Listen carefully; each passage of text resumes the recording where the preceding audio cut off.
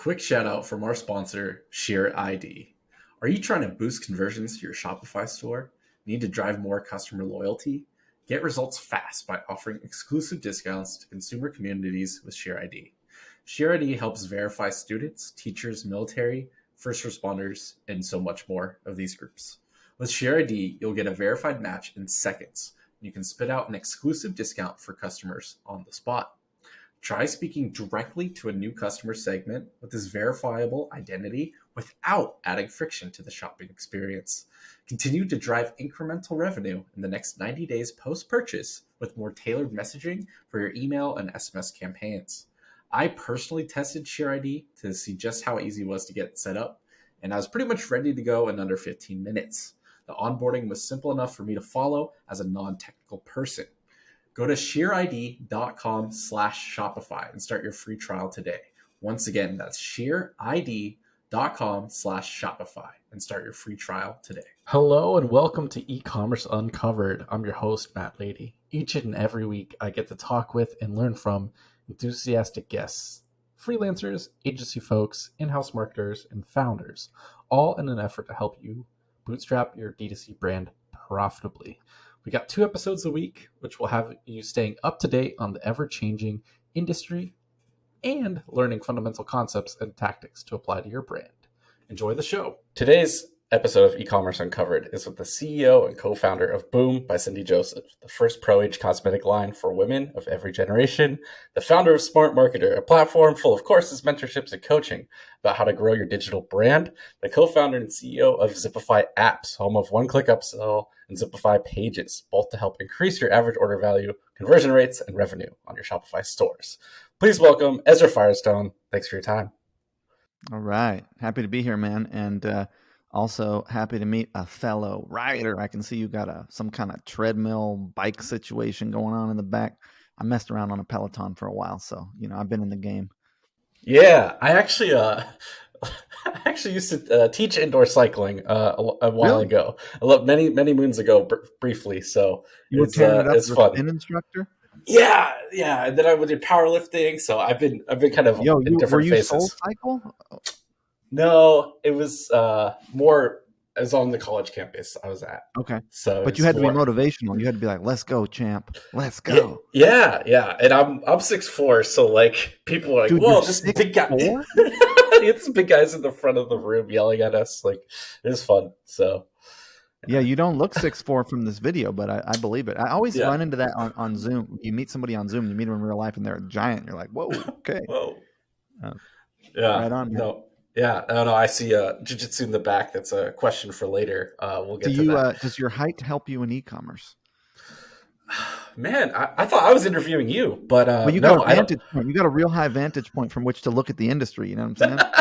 That's what the show's for, so I can talk to people and look up and look over and help spot trends and see what's going on. So yeah, I think I guess it does help. Yeah.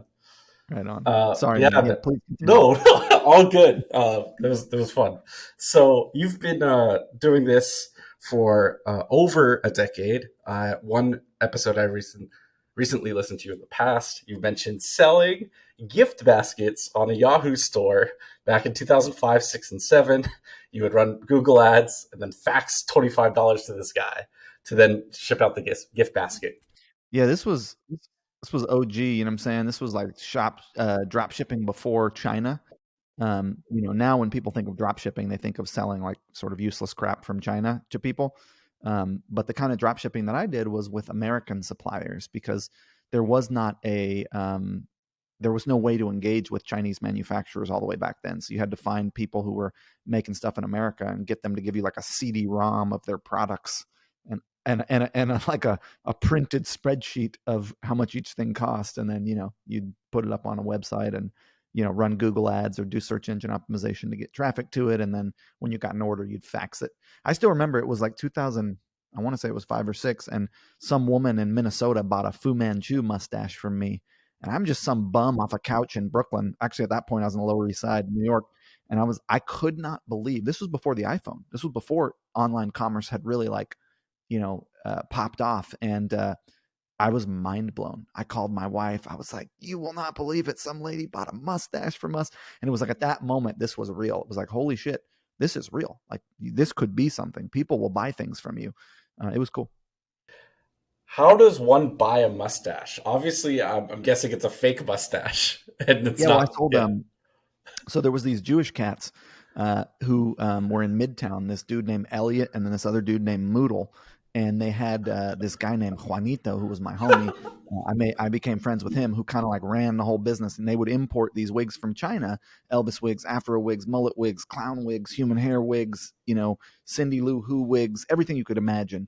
And they supplied all the Broadway shows with wigs, and they also supplied this New York City super chain called Ricky's that would pop up around Halloween. And they were kind of like, they had the lock on the wig market, but they weren't online. They were all, and I come from a Eastern European Jewish family, and so I kind of had a little bit of the Yiddish, geschäft.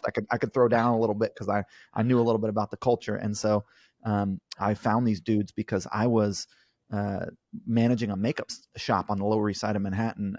I'd gotten a square job, so I moved to New York when I was 18 to play poker for a living. That was working out really well, but I met my wife at a yoga studio, and my now wife, and she was like, "Dude, you can't be up all night with a bunch of degenerates who have guns, like." I'm worried when you're gone at night, and you need to find a way that's more kosher to make money. And so I took this job at this special effects makeup shop, and this was kind of like, now there's like the show on FX called Face Off, and like prosthetics and special effects are like sort of mainstream. Back then it wasn't. And there was this woman, really cool woman. She ran a company called Makeup Mania, and she was an early e-commerce business, and she had 2 physical locations. One of them was on the Lower East Side, but she was in Denver, where she sold prosthetics and face paint and all kinds of stuff like that. And it was this tiny little shop. I mean, it was like literally like 6 feet deep, and it was long, and it was a weird little place. But she made a lot of her money selling stuff on the internet all the way back then. And she had this shop just to have the prestige of having a New York shop. And so I kind of managed that for her. And one Halloween, I remember, she somebody came in, and I was packing up a box for her e-commerce store of about 15 Elvis wigs. It was like $150 or something for these 15 Elvis wigs. And I thought to myself, damn, if I could sell 15 Elvis wigs for $150, I will have made it. That was that was the bar. I was like, that'll be it, dude. I'll be good for money at that point. Yeah. And so I kind of like discovered that there was a market for these things in that way. And then I knew who the supplier was. So I went to him. I was like, yo, can I sell these things on the internet? And they let me. And I ended up doing really well with that business back in the day. So that's how it all started, and commerce has changed and not changed since then. So like, it's gone over. The iPhone came out, Facebook happened, Yeah. now YouTube and TikTok and all these Well, what's platforms. interesting about it actually started for me before that, because Oh, wow. um, I grew up at an intentional community, kind of like a hippie commune, for lack of a better way to describe it. And it's a really interesting group. And one of the things that my parents do is like they teach courses on things like communication and relationships and jealousy and money and possessions and sensuality, and kind of like everything that it takes to be successful at navigating a relationship with another human, whether that's across an intimacy barrier or just a friendship or a family, whatever.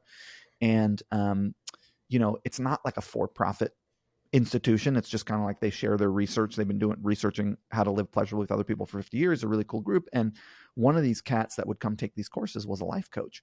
And you've probably heard this story if you've heard a bunch of my stuff. He was doing information publishing, where he was selling back in 2003, 4, 5.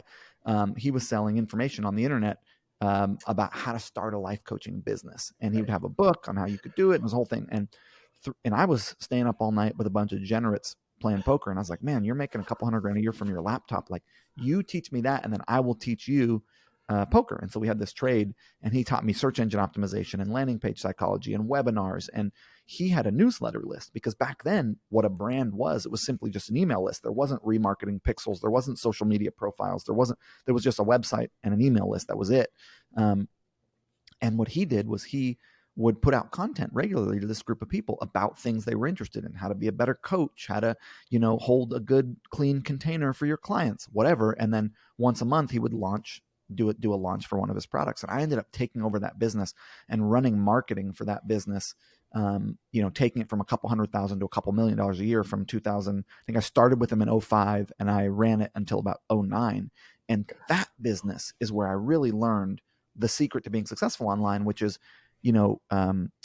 aggregating a group of people who are sharing a collective experience and communicating with them about that experience through content, adding value to their life through that content, and then relating that back to products and services that you might have that they might be interested in, but first and foremost focusing on that relationship. And so it was kind of like it was a before social media strategy.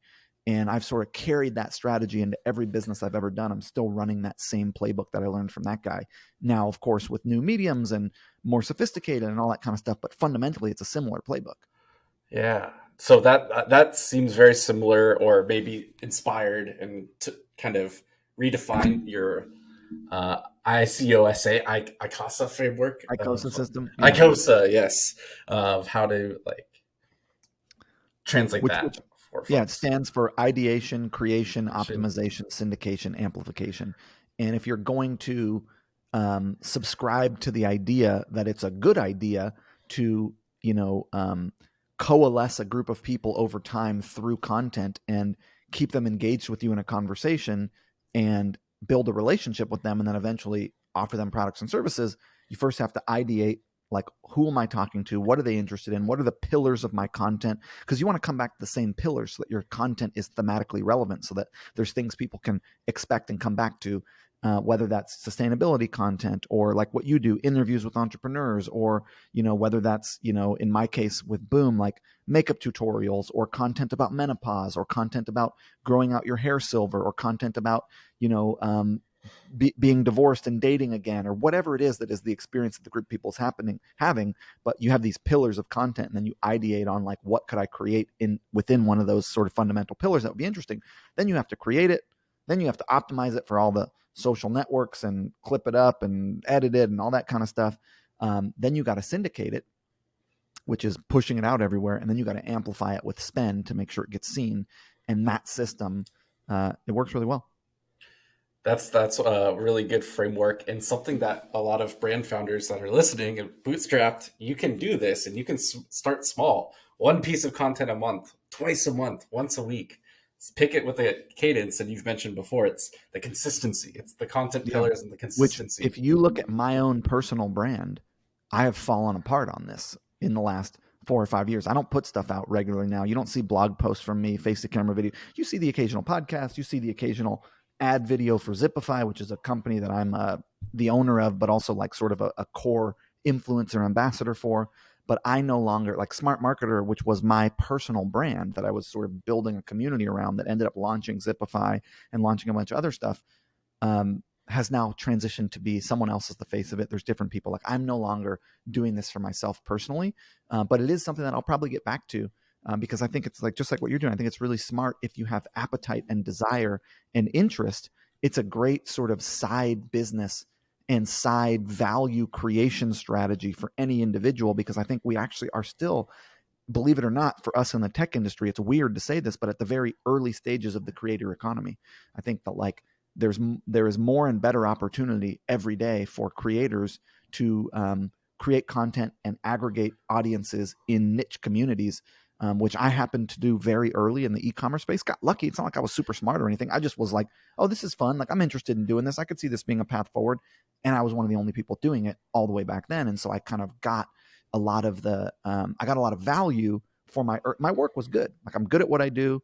I work hard at it. I work hard at explaining it well and making it entertaining. Like, I'm doing good. I'm like walking with integrity deliberately. Like, I'm doing my best. But I also was lucky enough to be like, well, Shopify was like, well, there's nobody else. Why don't you come teach for us? So I was kind of like, I was right place, right time as an influencer. But I think that opportunity is available now in tons of categories. Yeah, and that all got started because of this framework that you've kind of helped translate from this life coach guy before life coaching became a big thing. And so you have another common framework that you've shared on Smart Marketer and a bunch of places, is this love, demo, love, in terms of how to set up an ad. So the icosa framework is more of organic and then amplifying. I think love, demo, love is more ad specific. So Yeah, I where have did a that come ton about? of Yeah. so I'm a big fan of creating formulas that then, because basically I learned really early that scale came from outside yourself, from delegation systems and processes. When I started dropship e-commerce stores, do you know who else started right alongside me? Fucking Wayfair. And those cats are now, they were doing the same thing I was, which was, exact match SEO based domains where you would try to rank for queries like grandfather clocks and, dog collars and whatever. And you would use drop shippers in America. Same business model. I was a young, scrappy kid did no college education, no money, no financial understanding, no systems, I was just a do-it-yourself entrepreneur, banging the box, making shit happen. And I had to learn the hard way about systems, structures, processes, financial intelligence. I had to learn by failing, by doing everything wrong, by not paying the taxes, by fucking up in every way you could possibly fuck up. Luckily, I did it at a small scale, and luckily, I'm not too proud to ask for help. I understand where my core skill sets are, and I also get that we all have blind spots, and that even if you're good at something, there's always value to getting other people's opinions and input and feedback from the industry, from other people who are experts. But anyways, Wayfair went on to be a multi-billion-dollar company doing the exact same thing today as we were doing all the way back then. I sort of petered out of that drop shipping. I had like 20 drop ship stores at my height. I maybe made a couple $1,000,000 in that business, ended up selling a bunch of those businesses for, maybe $500,000 back in 2012. But I've now forgotten your question, but the point that I was making was, you want The to remind me? frameworks. Yeah, the frameworks, Oh, scalability, the framework. system. So love, demo, love. Yep. Yeah. So love, demo, love is one of those that has become popular in the community. But, when I released this course in 2016 called Facebook Video Ads Mastery. And this was the course that got your Nick Shackelford started, your Maxwell Finn started, a bunch of the cats that are now like the prominent like educators in the space. And that, I was one of the first guys talking about, awareness, retargeting, and loyalty. Before that, it wasn't really a framework for that. Not that people didn't understand that and that it wasn't done, but it wasn't really widely known or understood. And we had kind of pioneered a bunch of those strategies through support of Facebook. Facebook gave me a bunch of this information because I was an early Facebook advertiser. But again, I think frameworks are useful because they allow people to replicate them. So I'm always looking to create frameworks that my team can, hey, okay, this is a structure and a strategy we can just duplicate and implement. And I came up with this idea for a Facebook ad, which was a testimonial sandwich, which is a face-to-camera customer testimonial of somebody who is explaining an ownership benefit of the use of a product or talking about the value that a product gave them. And it could be 5 seconds, 5 people, bang, bang, bang. It could be one person. And then a demonstration of the product being used in its intended environment. And then more love at the end. So a love, demo, love, testimonial sandwich. It was just an idea I had for a structure. And it just blew up and just worked better than any piece of creative we'd ever had before that or after that. And that framework sort of caught fire in the industry and still works to this day. Now there's a lot more of it. Now you see a lot more of these. They're everywhere. So you need, you can't just rely on that one framework anymore. But for a while, it was like you could just rely on that one framework to be a core pillar of your creative strategy. And like in today's ad environment, creative is everything. So I do recommend still to this day, people go and mess around with love, demo, love because it works. Love, demo, love, the original UGC creator mashups and all these things where you have these paid actors or gifted products or influencers now talking with phones, talk about so in the our product case, and it was such. always actual. There's always customers. Yep. Because there is something. I mean, look, I'm not that I'm against any kind of influencer marketing. I believe in it. I use it at Overtone, which is a company I bought in January of this year. I'm into it, but I think there's something to an authentic expression of someone's experience with a product that is always better than a creator. The problem is though that the customers generally don't do high production value stuff, and you kind of need a mix of both low production value and high production value. So influencer stuff is great too, but I would also recommend straight up traditional UGC. Yep. It's a mix of both, like you're saying. It's not one or the other. It's just knowing when to pull for that tool in the toolbox. For your ads. And then that goes back to the framework we were talking about before of the organic content amplifying it. So it's not just one or the other. It's kind of using all of these to build a sustainable ecosystem for your brand. That's really neat. That's really cool. So I'm going to jump in and steal some questions from Twitter. People wanted to ask. What's up, Twitter? I need to get more involved on there. I don't have time to be writing on Twitter. I see people on there and they're writing all the time. Like, yo, I don't know where you get the time to be writing on Twitter all the time. You know, not that like not that I don't have, my day is so full that I couldn't be on Twitter, but I have things that I feel are more meaningful to spend my time on. But I do really enjoy when I go on Twitter, and I'm like super grateful for all the people who are involved in all the threads, because it's like fun to follow like what's happening and get a pulse of the industry, you know. And it's like, so I'm not trying to hate on Twitter users, because rock and roll, man. I like I have a Instagram on my phone, and that's my preferred social network, and I like my little 30-minute limit for the day on there. But I like Instagram better. But anyways, let's get from Twitter. Quick little secret for you is a ton of people use ghostwriters for Twitter. Oh, really? And like, so they'll take your content that you've already created and then just mash it up into tweets and write threads, it in the little tweets and stuff, and post it for you. So, so that's another way to maybe to think about, since you've written so much and done so much content over the years. So, my stuff is interesting when you look at the personal brand that I have built for the size of my email lists and the sort of as well known as I am in the space. My actual follower counts and stuff are really low, based on which is like, I've never cared about building a big audience. It's like, I want to talk to e-commerce business owners who are interested in e-commerce, and that's it. I'm not as interested in a general like population audience, but there is something fun about audience building. Maybe I'll look into the ghostwriter thing. Yeah. So just I wanted to make sure you knew, because I was like, well, how are people doing all these threads? I'm like doing my job and this and that, trying to keep up. So I understand. So one question, first off, is from Janivir. And so he runs a supply drop and email agency, and then he's starting to build his own brands out. So he's asking, what opportunities are you seeing in D2C, like e-commerce starting online, both in terms of marketing and product categories of like end of 22 as we're recording, maybe as we look into 2023, kind of like what do you see that like any opportunities in terms of channels or strategies or tactics? I guess he's trying to ask if there's like any like wide open opportunities that you aren't like taking advantage of or are, and you want to share along.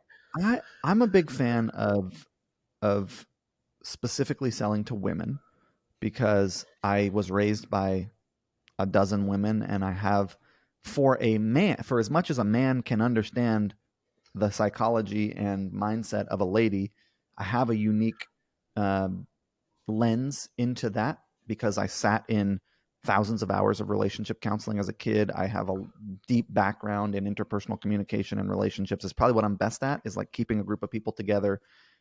Like, I'm really great at team building and communication and structure, and like, so I like brands that sell to ladies. I think there's just a lot of fun content. I think, women tend to be more consumptive of emotional content than men, and I like talking about that kind of stuff, like making content on that kind of stuff. I also really like beauty and health, specifically because of its consumable nature.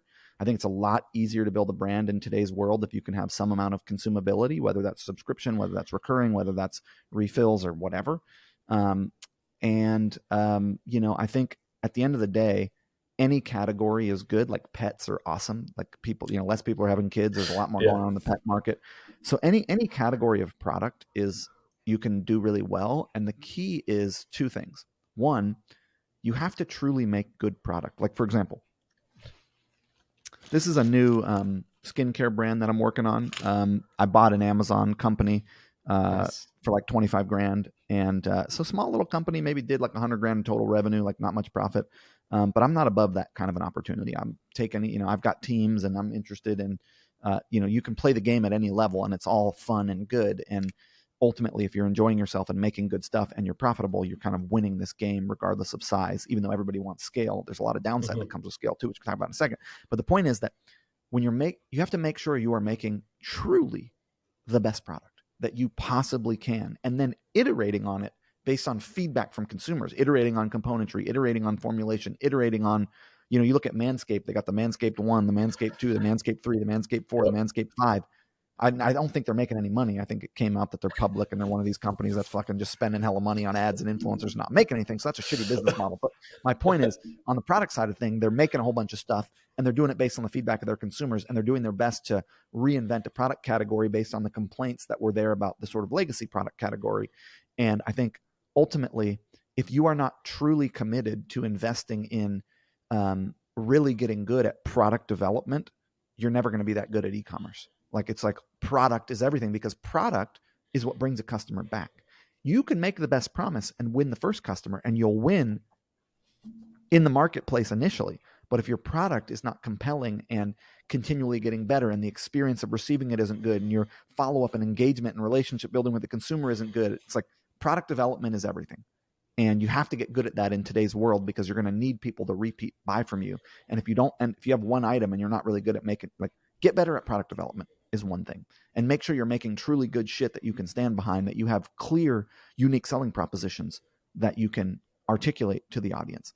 And then two is like, get really good at storytelling and creative, because ultimately that is what engages and sells. I'm not telling you anything fundamentally groundbreaking, but it's like, yo, traffic is always going to be expensive. Today, right now, today's environment, it's like expensive and dumb. Like, Facebook has lost its ability to smell where the good customers are. TikTok's okay. You know what I'm saying? It's like, so things are it'll get better from here. It won't always be this hard to target people on Facebook and get conversions, but ultimately, good product and good storytelling is always going to win out regardless of the climate. And, if you're starting in today's world, I'd start on Amazon. Because you probably don't have a ton of money. You're probably working a full-time job and start, doing it as a side gig like I did. And the beauty of Amazon is all the customers that are there and the traffic source is there. And it is a race to the bottom, and it is super competitive, and there is a whole bunch of stuff you have to go through, but it's like, it is easier to make sales there than it is to run ads and make sales on your Shopify site. It just is. And so if you can get some momentum going with your Amazon business, then you can roll into DTC. At least you got some revenue and some momentum. A quick reminder from our sponsor, ShareID. Find your next lifetime customers by providing verified discount codes based on occupation or life stage. Speak directly to veterans, students, teachers, first responders, and continue to tailor your messaging to them in the future with post-purchase emails and text messages. Make them feel seen with your brand by using ShareID to seamlessly verify their email in seconds during the purchase process. Go to shareid.com/Shopify and start your free trial today. Excellent. Danvir, you're welcome. That was a great answer to your question. So that was really good. I wanted to go off into another question from Sean from Twitter that was very similar to what you were getting at about team and structure and organization and bringing stuff together. So he was asking about, how do you balance the stress of knowing that you do have a lot of team members, employees that depend on you and the businesses for their livelihood and their happiness in day-to-day lives? Like, so how do you balance that between wanting to build these businesses and grow and scale and profit and serve the world unselfishly, and then like the day-to-day, like micro stresses or major stresses? So how you handle stress, which is an inherent part of being the end of the line for the operation. It's stressful. You have, we should define what stress is in just a second, but there is intensity in being the person who is guaranteeing the operation. You're the person guaranteeing it. You're writing the checks. You're saying, I'm going to get money coming in the door. You're saying, I'm going to pay your salary. I'm going to take care of your family. I'm going to give you health care and paid vacation and 401k. And you're going to commit to me your time and energy. And we're going to have a good trade-off, and I'm going to take good care of you. That's an intense position to play, especially when things aren't going well. How you handle stress, though, is how you handle any other emotion that you feel as a human being. And we get a lot of reality in society that it's okay to be victimized by our emotions. I only did that because I was angry, or I only did that because I was sad, or I only acted that way because I was annoyed and hungry.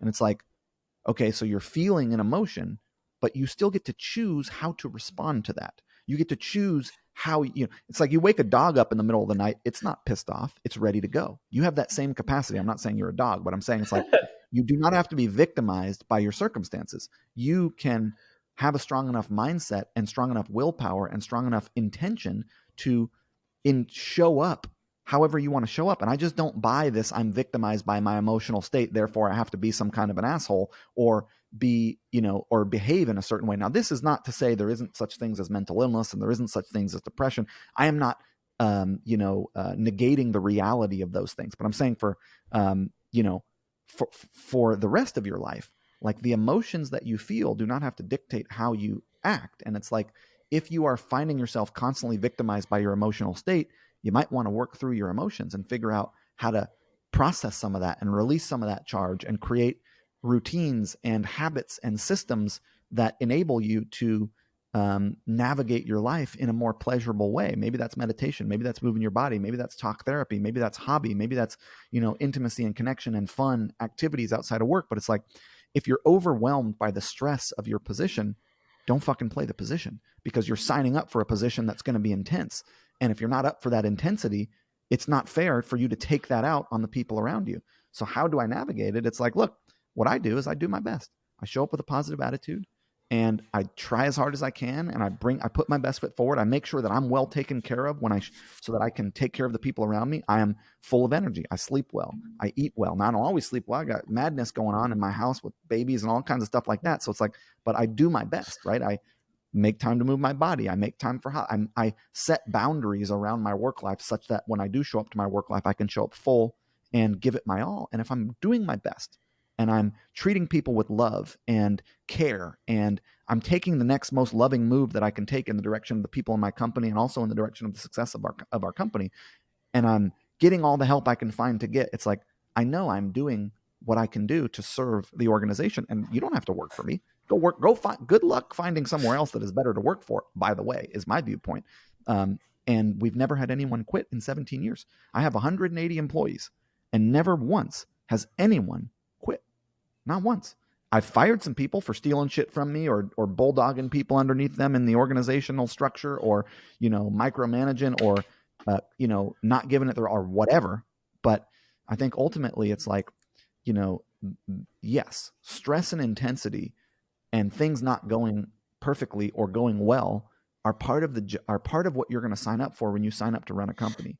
And if you're then victimized or upset by that, you were the person who decided to run the company in the first place. So stop doing it then, or take it and say, okay, cool, this is an intense time. When things get intense, that's not when you freak out. That's when you slow down, take a deep breath, you look around, you don't take immediate action. You survey, you take inventory, you get, you run ideas past your counsel or the people that you collaborate with, who help you make decisions, hopefully in your organization. Hopefully it's not you're just making all the fucking decisions with no support or feedback from anyone else. That's a terrible strategy.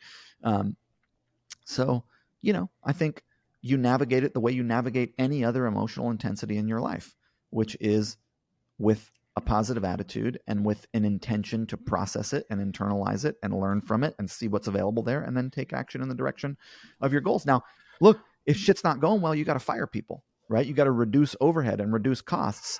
And sometimes that means leaning your team out. And I've been in that spot before, and that's not fun, and it's unfortunate, but you do your best. You give them severance. You do the best that you can by the people, and people understand. Like if the macroeconomic conditions, like I don't know what the specific trigger for this question was, so I'm just kind of trying to find seeds what could have inspired this, but sure. I think you get what I'm trying to say. Yeah, no, definitely. That's really good. I love the point about you don't have to act. That's like right away. We have this fight or flight, and this when shit goes down, I'm always coaching my team on this. Some shit will go down, and people will just get wild and start taking action and doing crazy shit. Like customers are pissed off about this thing on social media, delete the post or whatever. Like there's always people want to react immediately. It's like, no, you never do that. You wait a second. You survey. Now, sometimes there is an immediate reaction needed. It's like, okay, well, this post pissed everybody off. There's no value in keeping it up. Let's take it down. This is a very minuscule example, but it's like generally you want to, if there's a mistake that happened, you don't want to fix that mistake while you're in a mistake mode. You want to like, wait a second, surveil, take a deep breath, run some ideas behind, with somebody who's a trusted advisor, and then take action from a calm place. If you're all fucking emotional and intense and you can feel emotional charge when you're communicating, you're all freaked out, that's the worst possible time to do anything.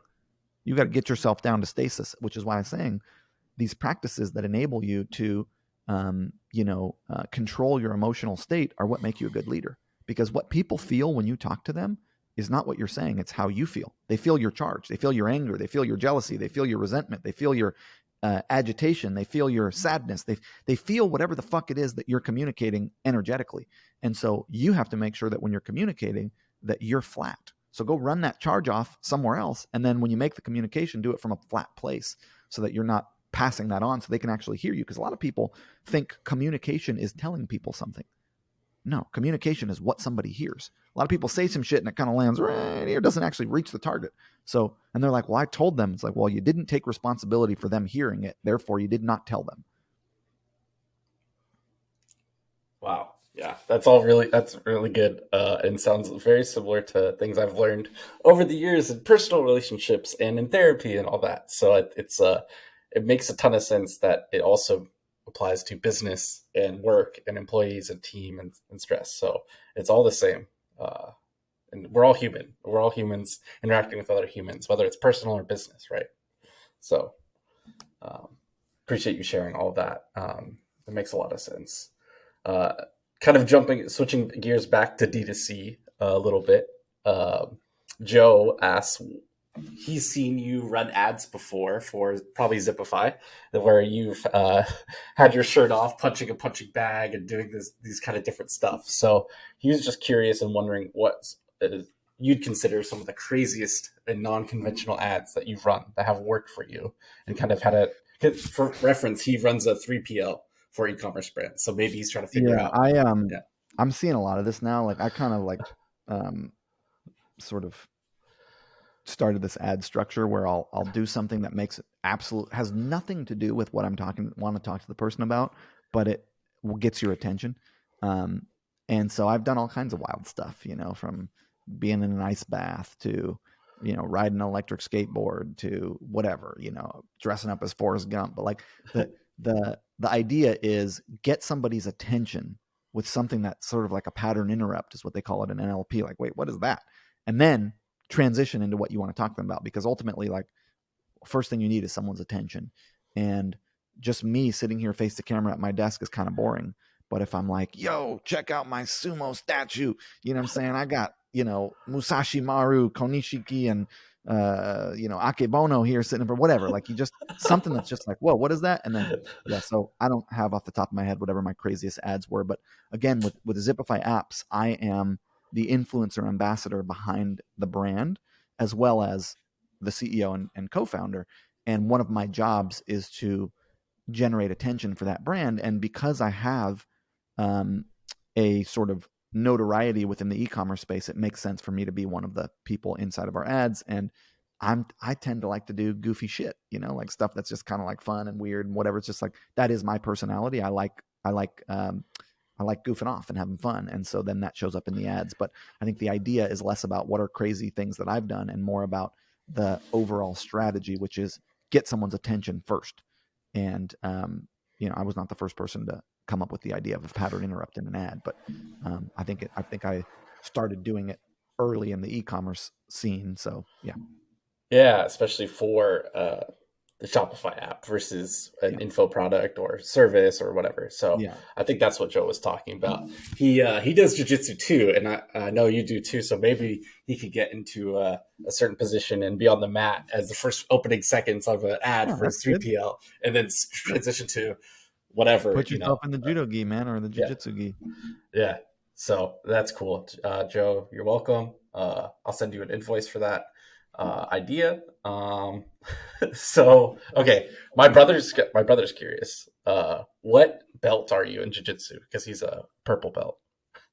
Well, he'd probably roll me up. I'm a blue belt in jiu-jitsu, but I started jiu-jitsu in 1997 under David Terrell, who, in my opinion, is arguably greatest of all time, top 5. I mean, he doesn't get the recognition he deserves because he was an early pioneer of the sport. But he was Cesar Gracie's first black belt. Cesar Gracie's, well known because he's the coach for Nate Diaz, Nick Diaz, Gilbert Melendez, Jake Shields. I was at Gracie, their first ever Pleasant Hill studio when I was in 7th and 8th grade. When Nate and Nick walked into the studio back when they were white belts. So I've been training jiu-jitsu all the way since back then. And I came up under David Terrell. I competed at the first couple Gracie Opens, but I actually did judo starting at 4 years old. I was an international judo competitor, nationals, junior Olympics, went to Japan, all that kind of stuff. I was pretty damn good at judo. So that's kind of like my core sport. I did jujitsu a little bit in high school. I got to a yellow belt under David Terrell. Kids couldn't get blue belts at that point. You couldn't be a blue belt as a kid. You had to be an adult to get a blue belt. It was just jujitsu was different back then. There was like to find a purple belt, you had like one purple belt in Northern California. Like there were not a lot of them. So then I picked jujitsu back up about 5 years ago, and I trained for like 3 years, pretty steady, and I got my blue belt. And then I moved out here into the middle of the country where there's the closest jiu-jitsu studio is about an hour away, and I haven't been training since. But I'm interested in getting back to it. Actually, I do a little bit on my mat here. I have friends come over and stuff, but I haven't like been actively training in a while. But I'm a blue belt in jiu-jitsu. But my what I have is a lifetime of judo experience, which gives me very good top pressure. So judo, the idea is it's a sport, right? Jiu-jitsu is more of a martial art. It's become a sport as well, but it's more of a defense system than a sport, whereas judo is more of a sport than a defense system, although you can use them interchangeably for self-defense. But the idea with judo is take the person and throw them to the ground. So take this person and against their will, put them on the ground. And if you can get them to land on their back flat, you win the match. And if not, you have to pin them there for 30 seconds. So my whole life I spent moving human beings around against their will. And judo's kind of cool because you use their energy against them. It's very like Aikido-like. There's a kimono and your goal is to get them moving and anyways. So that gives me a strong advantage over people in jiu-jitsu because I spent my whole life pinning people to the mat. And so I'm really good in that position. If I can get you down and get on top of you, I have pretty good top pressure. So I have like higher than blue belt IQ in certain positions. Nice. Yeah. And I think, stay with me here. I think that leverage from doing jiu-jitsu and judo for so long and knowing how to have people that lean and get them in a certain position and get them to take the next action or force them to take the next action translates to e-commerce when you're talking about your ads and your storytelling and your I'll landing tell you what pages. translates actually is understanding what it means to work hard. So, and seeing the incremental progress that happens over time. Like I trained with the Olympic judo coach for 4 years at the time that his daughter, I was one of the main training partners of a 2008 Olympian. I was nowhere near Olympic level caliber, but I was the main training partner. I went through those training camps. I worked at that work level. And what happens is you have somebody pushing you so far beyond what you ever thought you could do. And then you go out and achieve things that you didn't know you were capable of. Like there was this one cat, this kid named Kwong, and he would crush me at the purple belt level in every tournament. And then we had a season where we went through, it was like Sayaka was leading up to her Olympic run. 04, she didn't make the team, but then 08 she did. And it was one of these Olympic camps. And then the tournament season started up again. And I was like maybe 13 at this time. I didn't really think I could beat this kid. He was bigger than me. He had always been better than me. But I smashed him. And then I was like, whoa, like I was confronted with the fact that the hard work that I had put in had shown up in the real world in a way that was beyond my expectations. And that one experience changed my mindset about what I was capable of with my own hard work. Like, oh, I could do anything. Things I didn't even think I could do if I'm willing to put in true, consistent, everyday hard work in the direction of my goals. And I think martial arts and sports teach you how to work hard. Some when you have good coaches, and not all, but like I think that can be something you learn from that, and you also learn about team and community, and you learn a whole bunch of great stuff. Respect and putting others first and all that stuff. When you're on a team, but in particular, I think I don't think a lot of people know how to work hard. I think people, give up very easily. My experience of people has been they give up very easily. They're not consistent with their effort. They don't track their progress. They're not working towards goals. Like there's like these sort of fundamental, sort of simple structures of how to work at something that people just don't put in place and don't follow and don't do. And then they wonder why they're not having the kind of results they want to have. And it's like, well, you didn't actually put in the fucking work. So that's more relatable to bootstrap founders, and they have limited time and energy and resources, and it's working hard on the right things and doing those consistently. So how would you help bootstrap founders, early stage people, know what to work on in the early days of growing your brand? You say you're at $1 million in revenue and you want to keep growing and being profitable. How do you know what There's activities to work three. on? Are you hearing that background Yeah. noise? Okay. Um, No. I heard like a piano or something. Um, that was weird. But there's three things to work on: marketing, product, and support. That's it. Better marketing, which is better ads, better funnels, better advertorials, better copywriting, better optimization, like better pop-ups, better emails. Like, you got to work on marketing, you got to work on product, and then you got to work on support, which is the communication with the customers, the feeling of the product arriving, the ride-alongs, the chat and phone, like the engagement side of it. And marketing is also content and icosa and social and engagement. It's like, those are the only three things to work on. Now, of course, look, at a certain point, you got to understand finances, and you got to understand, how to read a P&L, and you got to understand, delegation and systems and processes. But that shit is all coming later if you're at $1 million. When you're at $1 million, marketing, product, support, put your attention there, and just hire a competent bookkeeper and CPA firm, and don't worry about the rest until you get to a couple $1,000,000. Then you can start worrying about, understanding really good structure. I actually created a course called Smart Business Systems, and I have a free 3-part mini series that is, don't even buy the course, just go through the mini series, which is, the first one is about team, which is, how do you get a group of people interested and inspired and working together. And then the second one is systems and processes. So once you have the group of people, who they are, what they're going to do, frameworks for how to communicate with them, what are the systems and processes you put in place for them to work on in your business? And then 3, money. Just how do you not fuck up the money? Because that's where everybody goes under, is lack of financial intelligence, overspending, not understanding inventory carry and cash flow carry, not understanding tax liability. It's like, how do you handle money? And those 3 things are what I, usually tell early stage founders to invest their time and energy in understanding outside of marketing, product, and support. Wow, that's awesome. That's really it is simple. Marketing, product, And I'll operations, send you a simple. link to the, Great. Yeah, we'll make sure to that. include that. Yeah, that'd be awesome. Okay, a couple more questions. We're gonna start landing the proverbial podcast plane and get it going onto the landing strip and wrap up here soon. Um, Another question from Danavir. He was the first question we asked. And so we're talking about D2C founders. We're talking about building these brands. You've gone from running and owning brands to now continuing to do so. You have Smart Marketer, you have Zipify, but you didn't start with all these different things. So how should D2C founders think about wealth generation and creating, like, stacking that up and building that over your career versus, oh, I have this one brand to start. You see success with that, you start growing. How do you start to dip your toe into other directions, or how to build this ecosystem similar to what you have if someone's interested in doing something like that? Wealth creation comes from asset liquidation. It doesn't come from cash flow businesses. If you look at how the baby boomer generation got rich as a generation, they took the money from their 401ks and their jobs, which was their cash flow. They invested it in real estate, their assets. They let that asset appreciate over time, and then they sold it. And that's where their wealth came from.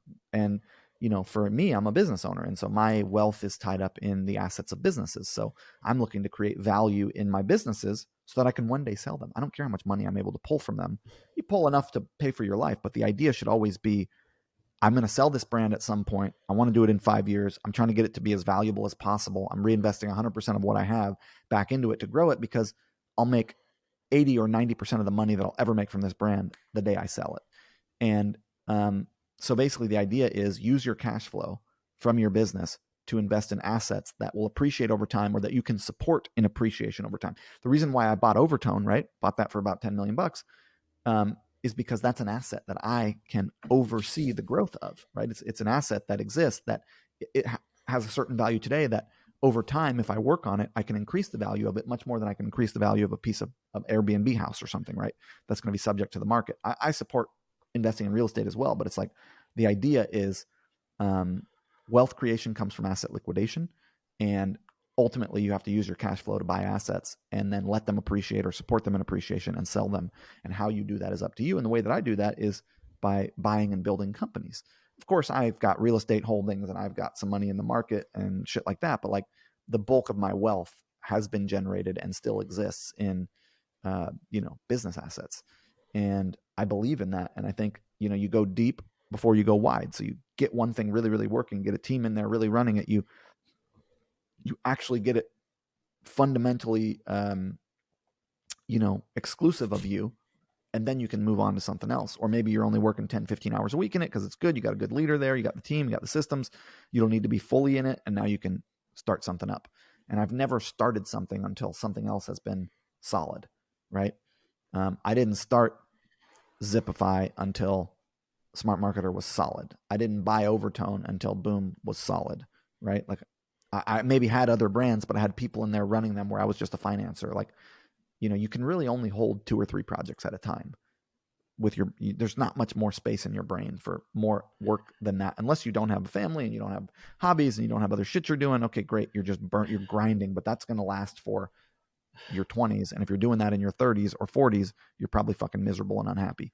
And so, you got to also manage the number of projects that you take on. Like, what is the point if you're miserable and working all the time and burned out and tired? It's like, okay, so you made some more money, but at what cost? Yeah, I heard you mention before that money can buy you just about anything besides intimacy, connection, and love. So money can buy you comfort, Yeah, but it cannot buy you fulfillment. It yeah, cannot buy you happiness. Uh, Fulfillment comes from within. It comes from being content with your life, and you can't buy that. Now, you can definitely buy yourself some comfort, and that's really nice to be comfortable. But like ultimately, I think that for me, satisfaction and happiness comes from intimacy and connection and relationships. And obviously, look, there's a part of it that's like, you feel good about your production cycle, about your contribution to the world, about being able to support your family. Like it feels good to win at a production cycle, but you have a job, right? You yeah, get you do your job. Maybe hopefully you like the people you work with. You get paid. You have a production cycle that has a start and end time frame that you win at, and that's enough to feel good about. You don't need more than that to be happy and content and live a really good fulfilled life, much happier than people with a lot of money. It's like what your production cycle looks like and your contribution in your life to the societal workforce looks like is sort of irrelevant. I mean, as long as you're happy with it. And I think that's the key is like, what is it where do you find fulfillment and contentment?